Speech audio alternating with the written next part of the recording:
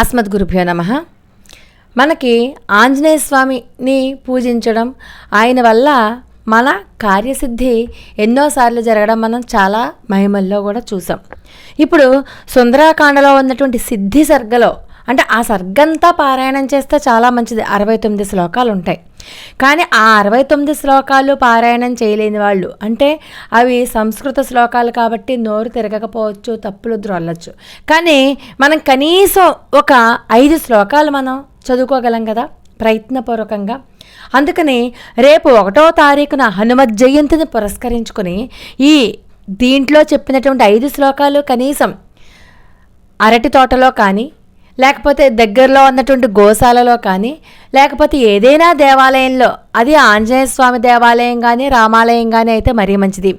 ఇది ఏది కుదరకపోతే మన ఇంట్లోనే తూర్పు ముఖంగా కానీ ఉత్తర ముఖంగా కానీ, ముఖ్యంగా ఉత్తర ముఖానికే ఎక్కువ ప్రాధాన్యత ఇవ్వండి.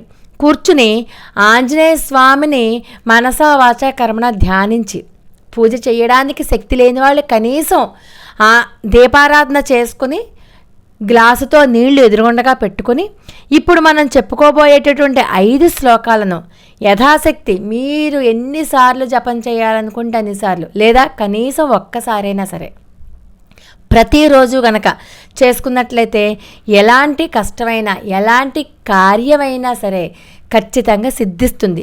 ఈ సర్గ పేరే సిద్ధి సర్గ. అంటే మనం పూనికతోటి ఆంజనేయ స్వామి మీద అచంచలమైనటువంటి భక్తి విశ్వాసంతో కనుక చేసినట్లయితే కనీసం ఈ 5 శ్లోకాలు, అంటే ఈ 5 శ్లోకాలే ఈ సిద్ధి సర్గకి ఆయువు పట్టు అనమాట. అంత గొప్ప శ్లోకాలు. అవి చదువుకున్నట్లయితే ఖచ్చితంగా మనకి ఆంజనేయ స్వామి యొక్క కరుణ ఖచ్చితంగా కలుగుతుంది. ముఖ్యంగా మనం మరిచిపోకూడని విషయాలు 2 ఉన్నాయి. అవేంటంటే ఈ శ్లోకాలు నేర్చుకున్న తర్వాత చివరిలో చెప్తాను. అంటే ప్రతి ఒక్కరూ కూడా హనుమను పూజించేటప్పుడు గుర్తుపెట్టుకోవాల్సినటువంటి 2 ముఖ్యమైన విషయాలు. అది ఈ శ్లోకాలు చెప్పుకున్న తర్వాత మనం ఆ 2 విషయాలు చెప్పుకుందాం. నైవేద్యం కూడా మనం చెప్పుకుందాం. చాలా సింపుల్ అనమాట. మీకు వీలైతే పెట్టండి, లేకపోతే నమస్కారం చేసుకోవచ్చు.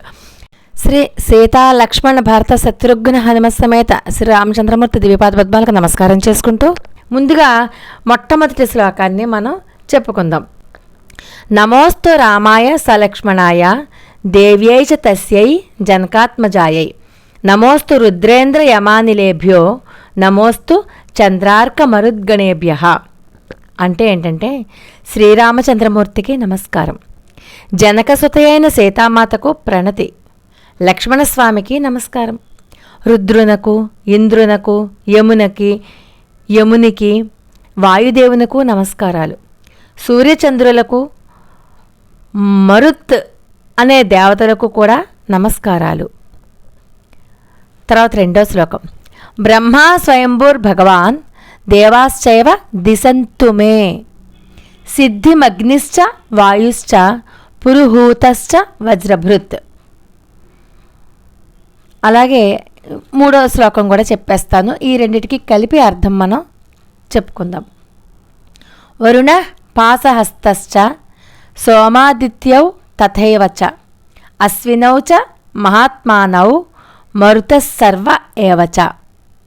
స్వయంభూ అయినటువంటి బ్రహ్మదేవుడు, ఇతర దేవతలు, అగ్ని, వాయుదేవుడు, వజ్రాయుధుడైనటువంటి ఇంద్రుడు, పాసహస్తుడైన వరుణుడు, అలాగే సూర్యచంద్రులు, మహాత్ములైన అశ్వినీ దేవతలను, మరుత్తులను, శివుడును నాకు కార్యసిద్ధిని ప్రసాదింతురుగాక.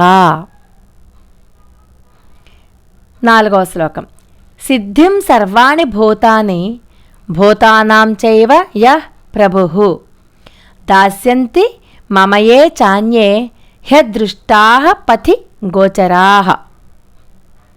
సమస్త భూతములను, సమస్త జీవకోటికి అధిపతి అయినటువంటి శ్రీ మహావిష్ణువు, అదృశ్య మార్గమున చరించు ఇతర దేవతలు నాకు కార్యసిద్ధిని కలిగించెదరుగాక. 5వ శ్లోకం. తదున్నసం పాండురదంతమవ్రణం శుచిస్మితం పద్మ పలాసలోచనం ద్రక్ష్యే తదార్యావదనం కదాన్వహం ప్రసన్న తారాధిపతుల్య దర్శనం ప్రసన్న తారాధిపతుల్య దర్శనం. అందమైన నాసికతోనూ స్వచ్ఛమైన దంత పంక్తులతోనూ ఆహ్లాదకరమైన చిరునవ్వుతోనూ తామర రేకుల వంటి కన్నులతోనూ విలసిల్లుచు పూర్ణచంద్రుని వలె ప్రసన్నమై దర్శనీయమై అత్యంత మనోహరమైన ఆ సీతాదేవి వదనమును దర్శించు భాగ్యము నాకు ఎప్పుడు కలుగునో కదా. ఇవి అర్థంతో సహా మీరు మననం చేసుకోండి. ఒకసారి 2 సార్లు చదివితే అర్థం మీకు స్ఫురణకు వచ్చేస్తుంది.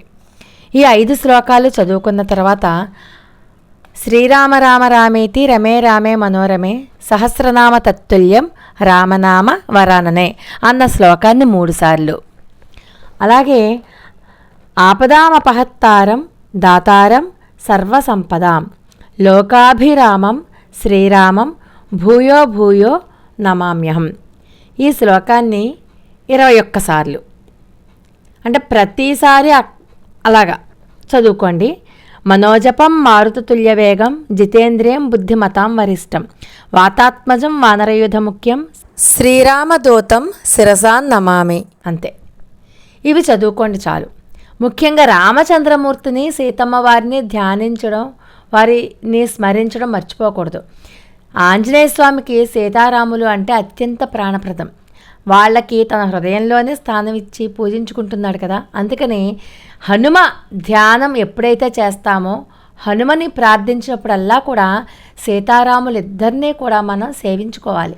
వాళ్ళ యొక్క శ్లోకాలు కూడా మనం చెప్పుకోవాలన్నమాట. అలాగే 5 అన్న సంఖ్యకి హనుమ చాలా ప్రాధాన్యం ఇస్తారు. 5 అరటిపళ్ళు కానీ 5 తమలపాకులు కానీ ఇలా నైవేద్యానికి ఉపయోగించండి. ఆయనకు అరటిపళ్ళు అంటే చాలా ఇష్టం కాబట్టి 5 అరటిపళ్ళు నైవేద్యంగా పెట్టి ఇంట్లో వాళ్ళకి బయట వాళ్ళకి అందరికీ ప్రసాదంగా పంచిపెట్టచ్చు. కానీ వేస్ట్ చేయొద్దు, పాడేయద్దు. అదే నైవేద్యం మీకు పెట్టగలిగితే, ఓపుకుంటే. సరే, మన కార్యసిద్ధి అయిపోయాక మనం ఏం చెయ్యాలి అంటే, ఏదైనా హనుమ ఆలయానికి వెళ్ళి హనుమత్ సమేత శ్రీరామచంద్రమూర్తి సీతాదేవి లక్ష్మణస్వామి ఉంటారు కదా, అక్కడ హనుమకి తమలపాకు పూజ చేయించుకోవడం, రామాష్టోత్రం సీతాదేవి యొక్క అష్టోత్రం పూజ చేయించుకోవడం, ప్రదక్షిణలు 21 ప్రదక్షిణలు కానీ 27 ప్రదక్షిణలు కానీ చేసుకోవడం. మీకు ఇంకా ఒప్పుకుంటే మీ ఇష్టం, 108 ప్రదక్షిణలు చేస్తే అత్యంత శ్రేయోదాయకం. అంతా అయిపోయాక చివరిలో చేయవలసిన పని ప్రతిరోజు అక్కర్లా. మీరు ఎన్ని రోజులు చెయ్యాలి అని అనుకుంటే మీరు ఇన్ని రోజులు అని చెప్పి మీరే పెట్టుకోండి. అన్ని రోజుల్లో కార్యసిద్ధి మాత్రం జరగడం ఖాయం. తప్పులు లేకుండా స్పష్టంగా నేర్చుకోండి. ఈ శ్లోకాలు వీలైతే స్క్రీన్ షాట్ తీసుకొని మీకు అర్థమయ్యేలాగా మీ స్వదస్తూరిత పుస్తకంలో రాసుకుని పసుపు పెట్టుకుని రోజు ఆ కాగితాన్ని ఎదురుండగా పెట్టుకోండి. వీడియో వింటూ నేర్చుకోండి. వచ్చేస్తున్న తర్వాత మీ అంతటి మీరే చదువుకోండి. కేవలం 5 శ్లోకాలే కాబట్టి ఇటువంటి ఇబ్బంది ఉండదు. హనుమత్ జయంతి పురస్కరించుకుని చక్కగా మీరు ఈ పని చెయ్యండి. ఖచ్చితంగా కార్యసిద్ధి కలిగి తీరుతుంది. ఎందుకంటే దీంట్లో కార్యసిద్ధి కలిగించదురుగాక అని ప్రతి శ్లోకానికి కూడా అర్థం ఉంది. అంటే ఖచ్చితంగా కార్యసిద్ధి కలిగే తీరుతుంది. ఇది రామాయణంలో వాల్మీకి మహర్షి రచించినటువంటి ఆది కావ్యములో సుందరకాండ 13వ సర్గ, మళ్ళీ 13వ సర్గ అనమాట. సుందరకాండ అన్న భాగంలో 13వ సర్గ సిద్ధి సర్గ అంటారు. ఆ సిద్ధి సర్గలో ముఖ్యమైనటువంటి ఈ 5 శ్లోకాలు మనం పారాయణ చేసుకున్నట్లయితే, చదువుకున్నట్లయితే కార్యసిద్ధి ఖచ్చితంగా కలిగి తీరుతుంది. అది ఉద్యోగం కానివ్వండి, వివాహం కానివ్వండి, ఆరోగ్యం కానివ్వండి, ఏదైనా సరే ఫలానా కార్యం మీకు అవ్వదు అనుకున్న కార్యం ఏదైనా సరే అది జరిగి తీరుతుందన్నమాట. లోకా సమస్త సుఖినో భవంతు. మరి ఒక అద్భుతమైన వీడియోతో మళ్ళీ కలుసుకుందాం. అంతవరకు నమస్కారం.